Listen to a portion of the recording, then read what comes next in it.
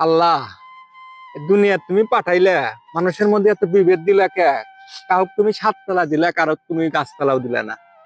আগের মতো গরিব মানুষের নিয়ে কেন রমজান মাস আসে, আসার পর কেন আবার ঈদ নিয়ে এসো আল্লাহ? পুরা মাস ভরা কাম করি, দিন আমি হলো 300-400 টাকা কামলা বেশি, ঘরে 4-5টা মুখ, তাগর খাইবার দেয়া নাকি?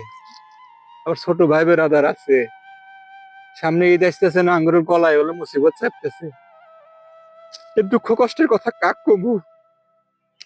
দেহার মতো কেউ নাই। দিল যাইতেছে, কেরবে মানুষের কয় ক্ষমতার বাইরে সবকিছু চলে যেতেছে। করে যখন যাই, ছোট ভাই যখন কয়, ভাই আমার বন্ধুগুলা ঈদের বাজার টাজার করছে, মার্কেট করছে, ভাই তুমি মার্কেট কবে করে দিবে? ছোট ভাই তো খালি কইতেছি যে এই তো আর কয়েকদিন পরেই কাম কাজ করতেছি, কিনে দিব।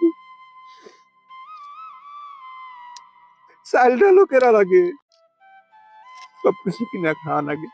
আগের মতো এই মধ্যবিত্ত মানুষদের পাশে কেউ নাই।